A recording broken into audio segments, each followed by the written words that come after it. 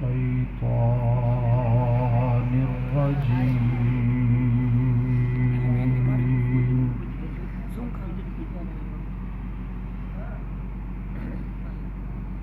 بسم الله الرحمن الرحيم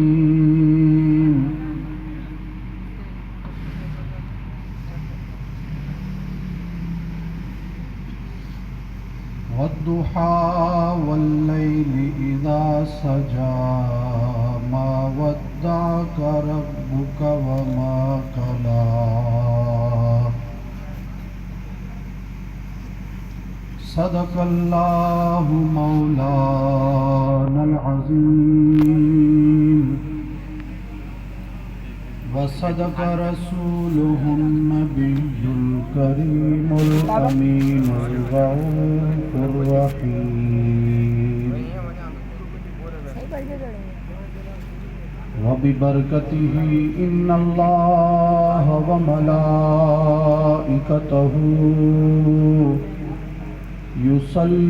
يصلون على النبي يا أيها الذين آمنوا صلوا عليه وسلموا تسليما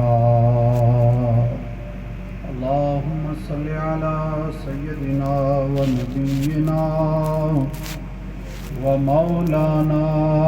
محمد وعلى آل سيدنا ونبينا ومولانا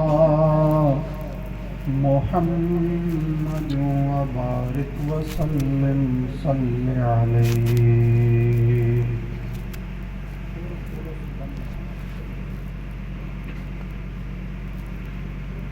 بلغ العلا بکمالہ کشف الدجا بجمالہ حسنت جمیع خصالہ صلوا علیہ وآلہ الصلاۃ والسلام علیک یا سیدی یا سیدی یا رسول اللہ وعلا آلک وصحابک یا سیدی یا حبیب اللہ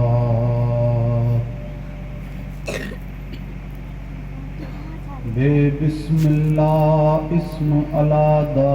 اے بھی گہنا بھارا ہوں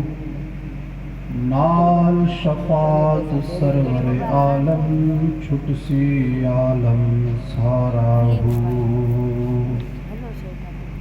حدوں بے حد درود نبی نو جہندہ ایڈ پسارا ہوں میں قربان تنا تھی باہو جن ملیا نبی سہارا ہو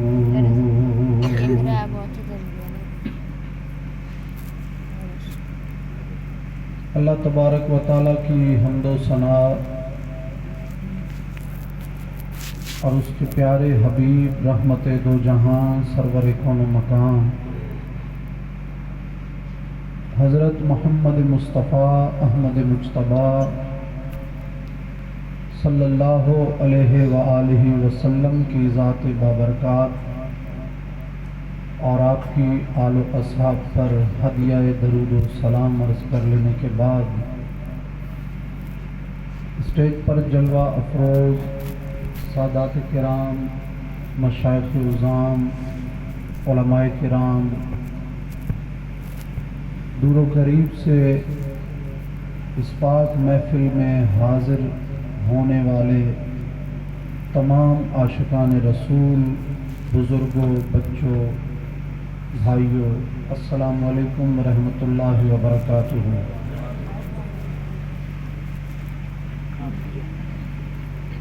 الحمدللہ غالباً یہ تیسری کے چوتھی حاضری آپ کے شہر میں ہے، اور جب پہلے میں آیا تو دیکھا کہ شاید یہ وہ لوگ نہیں بیٹھے جن کے ساتھ میں پہلے مخاطب ہو کے گیا ہوں، لیکن عبد المجید سلطانی صاحب کو اللہ تعالیٰ کروڑوں رحمتیں عطا فرمائے اور ان کی آواز میں مزید تاثیر عطا فرمائے کہ انہوں نے ایک مرتبہ پھر آپ کو جگا کر یہ ثابت کر دیا کہ یہ واقعی غوث پور کی دھرتی پہ رہنے والے لوگ ہیں۔ دوستان ذی وقار، جب بندہ سرکار کی محفل میں آئے نا تو اس بندے کو کسی قسم کا شک و شبہ نہیں ہونا چاہیے۔ ضروری نہیں ہے کہ وہ غریب ہے، وہ امیر ہے، وہ جس گھرانے سے بھی تعلق رکھتا ہے، جب حضور کی محفل میں آ جائے تو وہ سمجھے کہ میں مصطفیٰ کا غلام بن کے آیا ہوں۔ جو جتنا زیادہ عاجز اور جتنا زیادہ مسکین بن کر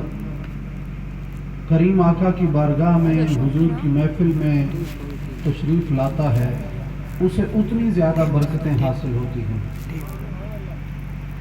کہتے ہیں کہ ادب پہلا کرینہ ہے محبت کے کرینوں میں۔ حضور علیہ الصلوۃ والسلام کی محفل میں سب سے پہلی جو چیز ہونی چاہیے وہ ادب کو ملحوظ خاطر رکھنا چاہیے، باوضو ہو کے آنا چاہیے، پاک صاف ہو کے آنا چاہیے۔ اور میں بہت خوش ہوتا ہوں کہ جب اپنے دوستوں کو اتنی حسین محفل سجاتے دیکھتا ہوں تو دل سے دعا نکلتی ہے کہ لوگ اپنے گھر کی خوشی میں، اپنے بچوں کی شادی میں طرح طرح کے اہتمام کرتے ہیں، وہ ہر قسم کی کوشش کرتے ہیں کہ جتنا ہو سکے اس مجلس کو خوبصورت بنایا جائے، جہاں مہمان آئیں وہ اس کے مہمان ہوتے ہیں۔ اگر بندہ اپنے مہمانوں کے لیے اتنا اہتمام کرے، لاکھوں کا خرچ کرے اور طرح طرح کی لائٹیں لگائے، کمکمے لگائے، پھولوں سے سیج سجائے، تو پھر میلاد پہ خرچ کیوں نہ کرے کہ یہ اس کے تو مہمان نہیں، یہ مصطفیٰ کے مہمان بن کے آتے ہیں۔ اگر بندہ اپنے مہمانوں کے لیے خرچ کر سکتا ہے تو حضور علیہ الصلوۃ والسلام کے مہمانوں کے لیے بھی خرچ کرنا چاہیے۔ اس میں کسی کی جیب میں کمی نہیں آتی، بلکہ مصطفیٰ کے میلاد کے لیے آپ کی جیب سے نکلا ایک ایک روپیہ اللہ کی بارگاہ میں قبول ہوتا ہے۔ یہ ایمان رکھیں، یہ عقیدہ رکھیں کہ حضور علیہ الصلوۃ والسلام کے میلاد کے لیے آپ نے جو خرچ کیا وہ آپ کا رائگاں نہیں جائے گا،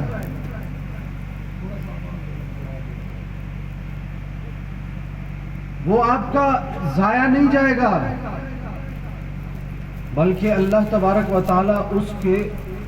کئی حصے آپ کو زیادہ عطا کرے گا۔ ہاں دیر ضرور ہو جاتی ہے، کبھی نا امید نہ ہونا، نا امید ہونا کفر ہے۔ یہ امید رکھو کہ آپ نے حضور علیہ الصلوۃ والسلام کے دین کے لیے یا ان کے میلاد کے لیے جو خرچ کیا ہے، ایک موقع آئے گا اس کا بدلہ اللہ آپ کو عطا کرے گا، اس کا بدلہ اللہ آپ کو دے گا۔ جو دین کے راستے میں خرچ کرتا ہے،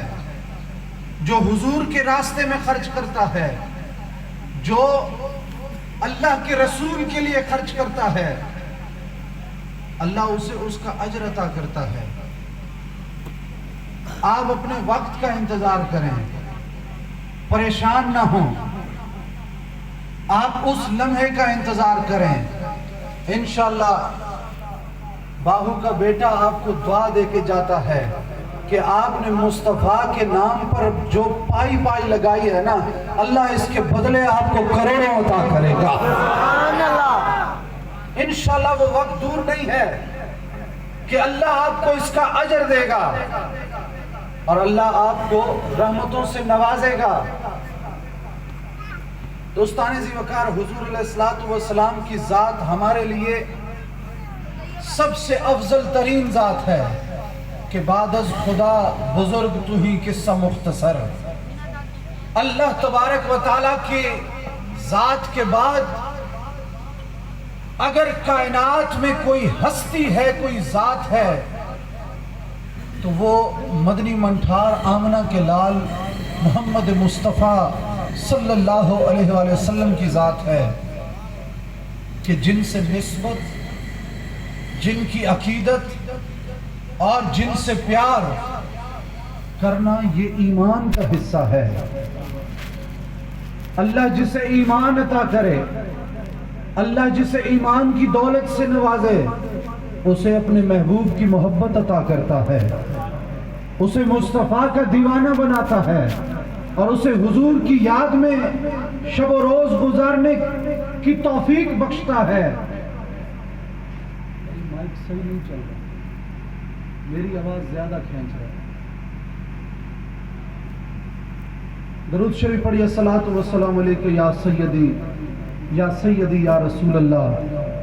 وعلی آلک و اصحابک یا سیدی یا سیدی یا حبیب اللہ۔ تھوڑی سی ان کی بیس بڑھائیں، شاید پھر صحیح ہے۔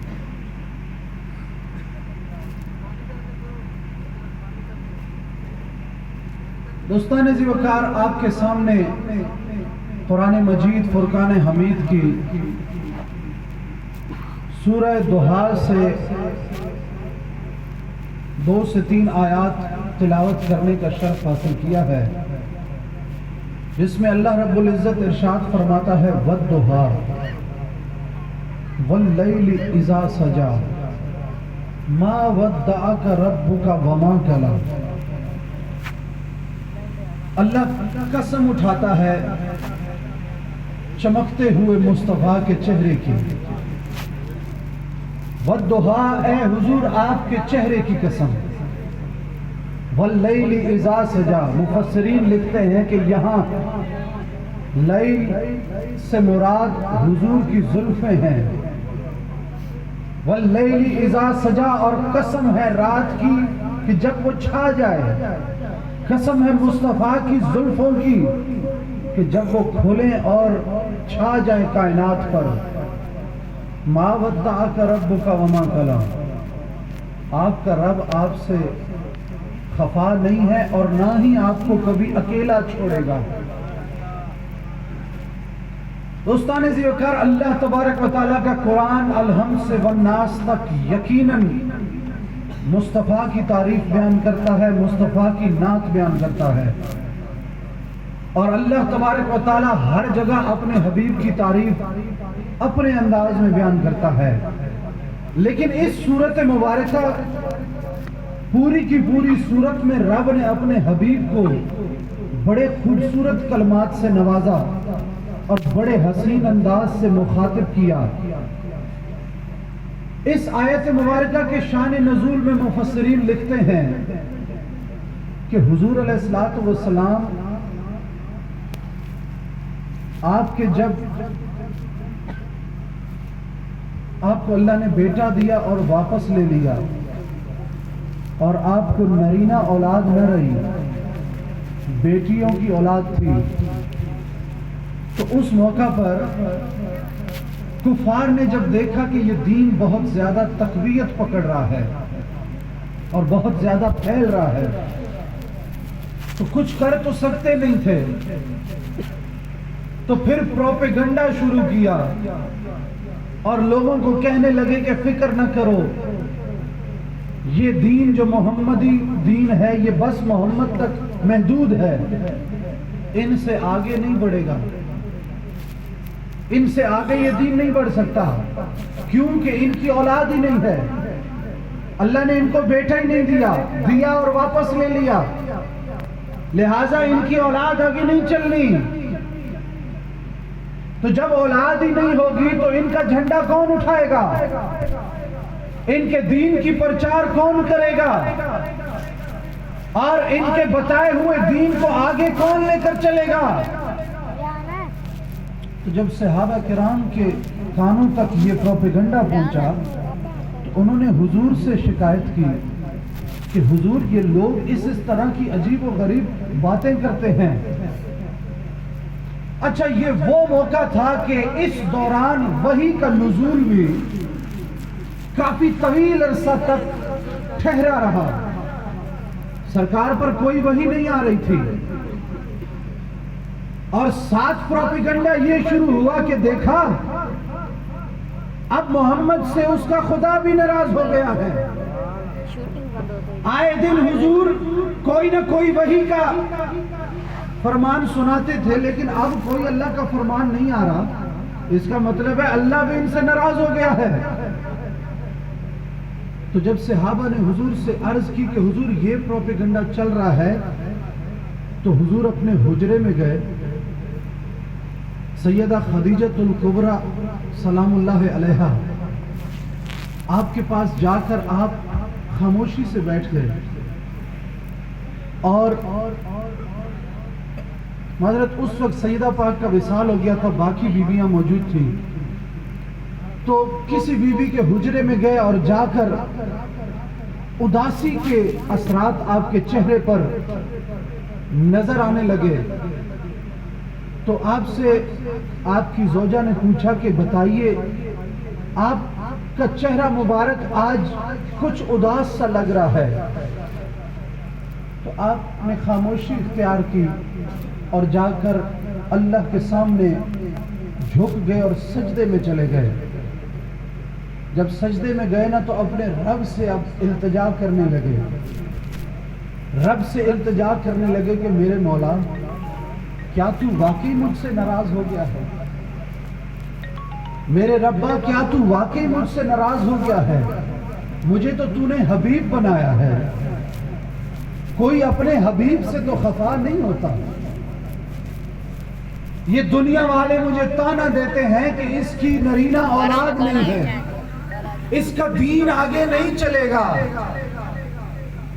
اے میرے مولا کیا واقعی تو مجھ سے ناراض ہو گیا ہے؟ تو جب مصطفیٰ کریم کو میرے رب نے اداس دیکھا نا تو اللہ سے رہا نہ گیا اور رب نے کہا جبرائیل دوڑ مصطفیٰ کی طرف، بھاگ مصطفیٰ کی طرف اور جا کر انہیں عرض کر کہ اللہ فرماتا ہے وَالضُّحَىٰ وَاللَّيْلِ إِذَا سَجَىٰ مَا وَدَّعَكَ رَبُّكَ وَمَا قَلَىٰ. حضور آپ کے چمکتے ہوئے چہرے کی قسم، آپ کی دمکتی ہوئی زلفوں کی قسم، آپ کا رب آپ سے ناراض نہیں ہے.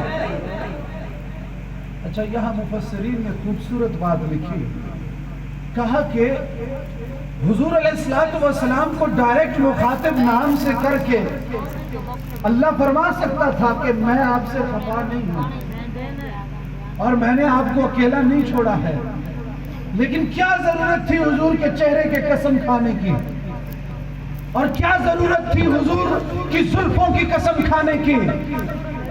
تو یہاں مفسرین بحث میں پڑے کہ ضرورت کیا پیش آئی وَالضُّحَىٰ کہنے کی اور وَاللَّيْلِ إِذَا سَجَىٰ کہنے کی. ڈائریکٹ مَا وَدَّعَكَ رَبُّكَ وَمَا قَلَىٰ کہا جا سکتا تھا. تو مفسرین کہتے ہیں کہ جس طرح کوئی بچہ خفا ہو کے گلی محلے کے بچوں سے جب ماں کی گود میں آ کے سر رکھتا ہے نا، اور کسی بچے کو جب تانے ملے کہ تو کوڑا ہے، تو کالا ہے، تو ایسا ہے، تو گندا ہے، تیرا کوئی ساتھ نہیں دیتا، تجھ سے دوستی کوئی نہیں کرتا، تو تو وہ بچہ آ کے ماں کی طرف شکایت لاتا ہے، ماں یہ میرے ساتھ کوئی نہیں کھیل رہے، مجھے کوئی برا کہتا ہے، کوئی کالا کہتا ہے، کوئی میلا کہتا ہے، کوئی گندا کہتا ہے۔ تو ماں سب سے پہلے کیا کرتی ہے؟ اس کو تعریفوں کے پل باندھتی ہے۔ بچے تیرے سے زیادہ سونا تو کائنات میں کوئی نہیں ہے، تجھ سے زیادہ حسین تو کوئی ہے ہی نہیں ہے۔ ماں کے لیے اپنے بچے سے بڑھ کے کوئی حسین نہیں ہوتا۔ رب نے کہا جس طرح ایک ماں کے لیے اس کے بچے سے زیادہ حسین کوئی نہیں، ایسے مجھ خدا کے لیے میرے محمد سے بڑھ کے کوئی حسین نہیں۔ جب مصطفیٰ نے دنیا کے تانے سنے، جب کملی والے آقا نے دنیا کے تانے سنے کہ اب وحی کا نزول بند ہو گیا ہے، ان کی اولاد بھی آگے نہیں چلنی ہے، ان کا دین بھی ختم ہو چکا ہے، آگے نہیں بڑھ سکتا ان سے، پھر میرے اللہ نے کہا کہ جبرائیل جا پہلے مصطفیٰ کی تعریف کر، پہلے مصطفیٰ کو کیا بات کہا؟ حضور آپ کے چہرے کی قسم ہے، اس سونے چہرے کی قسم ہے، جب مصطفیٰ کے آنکھوں میں نور آ جائے نا پھر کہنا واللیل اذا سجا، آپ کی سونی زلفوں کی قسم، جب مصطفیٰ کا چہرہ کھل اٹھے کہ میرا رب میری تعریف بیان کر رہا ہے، جب مصطفیٰ راضی ہو جائے نا پھر کہنا ما ودعک ربک وما قلی، آپ کے رب نے آپ کو اکیلا نہیں چھوڑا ہے، آپ کے رب نے آپ کو اکیلا نہیں چھوڑا ہے، وہ آپ کے ساتھ ہے، وہ ہمیشہ آپ کے ساتھ ہے۔ ما ودعک ربک وما قلی، اور آگے فرمایا وَلَلْآخِرَةُ خَيْرٌ لَكَ مِنَ الْأُولَى، وَلَلْآخِرَةُ خَيْرٌ لَكَ مِنَ الْأُولَى۔ اور حضور جو زمانہ گزرتا جائے گا نا، یہ لعنتی لوگ آپ کو تانا دیتے ہیں کہ آپ کا دین آگے نہیں بڑھ سکتا، انہیں بتا دیجئے کہ جو